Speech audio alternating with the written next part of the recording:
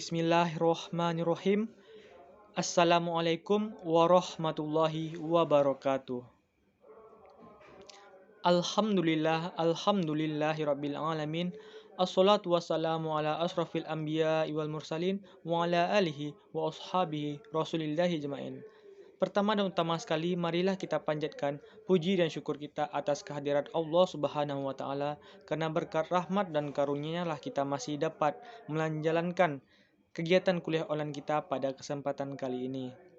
Salawat beriringan salam tidak lupa juga kita hadiahkan kepada junjungan Nabi besar kita, yakninya Nabi Muhammad SAW, dengan hantaran kata Allahumma sholli ala Sayyidina Muhammad wa ala ali Sayyidina Muhammad. Yang terhormat Bapak Rahmat Kurniawan, SE, MA, AK, CA, CPA, BKP, dan yang saya banggakan kepada pemirsa yang bersedia menonton video kami di channel YouTube kami ini. Izinkan kami memperkenalkan diri.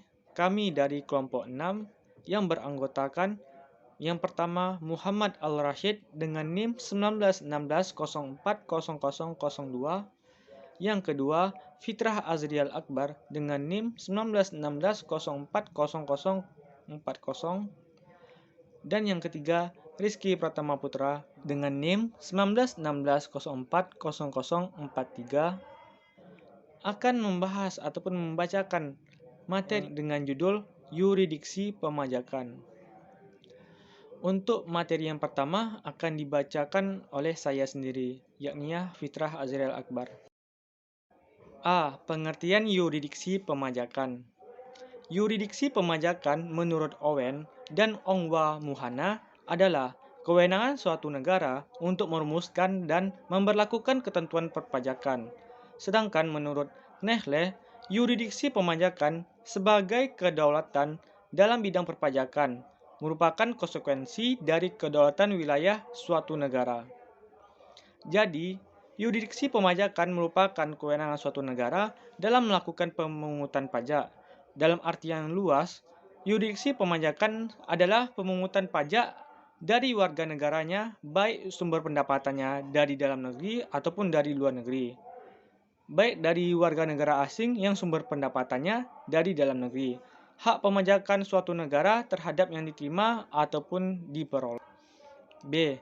Teori justifikasi legal hak pemajakan suatu negara.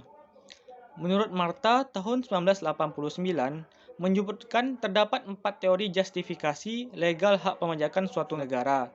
Di antaranya yaitu yang pertama, realistis ataupun empiris. Teori realistis menyatakan bahwa yuridiksi setara dengan kekuasaan fisik untuk melaksanakan yuridiksi terhadap orang dan harta yang berada dalam wilayah kekuasaannya. Namun, secara empiris, yuridiksi pemajakan bukanlah semata karena kekuatan fisik saja. Akan tetapi berdasarkan ketentuan perundangan dan tidak terbatas pada wilayah kekuasaan. Tetapi dapat meluas sampai kepada orang yang secara fisik berada di luar kewenangan administrasi pengenaan pajak. 2. Etis dan retributif. Teori etis dan retributif menyatakan bahwa pemajakan merupakan kontraprestasi atau imbalan atas manfaat kemudahan yang diperoleh dari negara. Suatu perusahaan yang merupakan bagian dari suatu komunitas ekonomi memberikan kontribusi proporsional untuk tersedianya fasilitas kemerdekaan ekonomis. Kontribusi yang dimaksud lazim disebut dengan pajak. 3. Kontraktual. Teori kontraktual menyatakan bahwa pemajakan sepertinya merupakan pembayaran atas barang dan jasa yang diterima dari negara pemungut pajak berdasarkan anggapan adanya kontrak perjanjian tak tertulis antara pemegang yuridiksi pemajakan dengan subjek pajak. 4. Soverenitas. Teori soverenitas menyatakan bahwa pemajakan adalah merupakan suatu bentuk pelaksanaan dari yuridiksi ketika yuridiksi merupakan atribut kelengkapan dari soverenitas. Sumber dari hak pemajakan suatu negara berasal dari soverenitas negara tersebut. C. Asas pemungutan pajak. Terdapat 3 asas dalam pemungutan pajak. Yang pertama adalah asas sumber. Asas sumber ini dimaksudkan terhadap sumber dari pendapatan dari wajib pajak itu sendiri, baik wajib pajak yang berasal dari dalam negeri ataupun wajib pajak yang berasal dari luar negeri. Wajib pajak dari dalam negeri pendapatannya bisa diperoleh dari dalam negeri ataupun dari luar negeri, sedangkan wajib pajak dari luar negeri yang dimana pendapatannya itu diperoleh dari dalam negeri. 2. Asas domisili. Asas domisili ini dikenai kepada wajib pajak yang memiliki domisili ataupun tempat tinggal di suatu tempat. Seperti si A tinggal di kota B, maka dia akan dikenai besaran pajak sesuai dengan peraturan ataupun perundang-undangan yang berlaku di tempat tersebut. 3. Asas kewarganegaraan. Maksud di sini ialah kewarganegaraan yang dimiliki oleh wajib pajak itu sendiri, baik wajib pajak yang memiliki kewarganegaraan dalam negeri ataupun wajib pajak yang memiliki kewarganegaraan luar negeri. Selanjutnya materi akan disampaikan oleh rekan saya, Saudara Muhammad Al-Rashid. Kepada Saudara Muhammad Al-Rashid, waktu dan tempat disilahkan.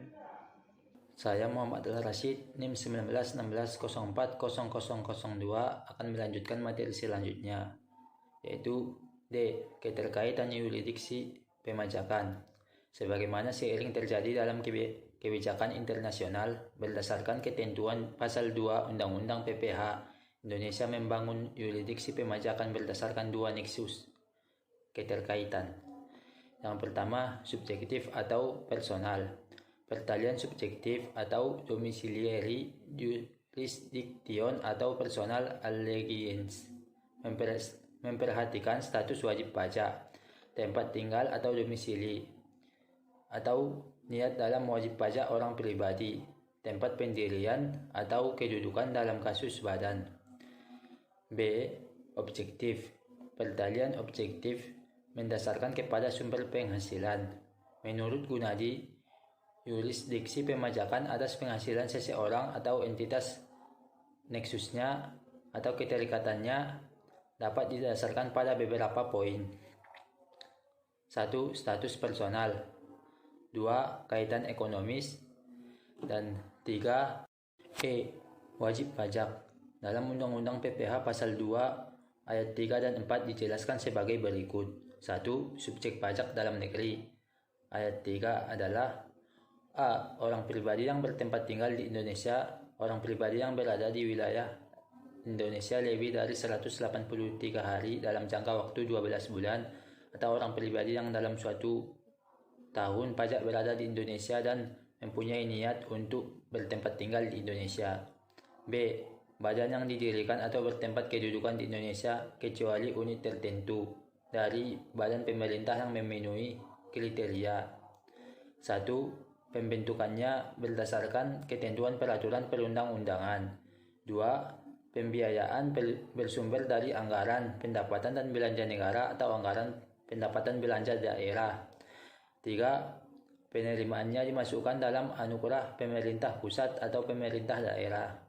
4. Pembukuannya diperiksa oleh aparat pengawasan fungsional negara. Dan C. Warisan yang belum berbagi sebagai satu kesatuan menggantikannya yang berhak. 2. Subjek pajak luar negeri. Ayat 4 adalah A. Orang pribadi yang tidak bertempat tinggal di Indonesia.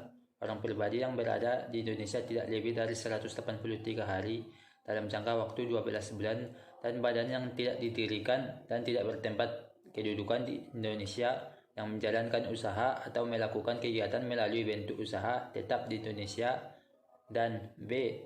Orang pribadi yang tidak bertempat tinggal di Indonesia. Orang pribadi yang berada di Indonesia tidak lebih dari 183 hari dalam waktu 12 bulan, dan badan yang tidak didirikan dan tidak bertempat kedudukan Indonesia yang tidak dapat menerima atau memperoleh penghasilan dari Indonesia, tidak dapat menjalankan usaha atau melakukan kegiatan melalui bentuk usaha tetap di Indonesia. Baiklah, saya Rizky Pertama Putra, NIM 1916040043 akan melanjutkan materi selanjutnya yang judulnya ialah Dimensi Internasional Aplikasi Yurisdiksi. Dimensi internasional aplikasi yurisdiksi terdiri dari dua dimensi, diantaranya ialah yang pertama pemajakan atas pengadilan dari transaksi transnasional. Transaksi transnasional dapat berupa keluar dari atau outbound atau masuk ke yang disebut inbound ke Indonesia.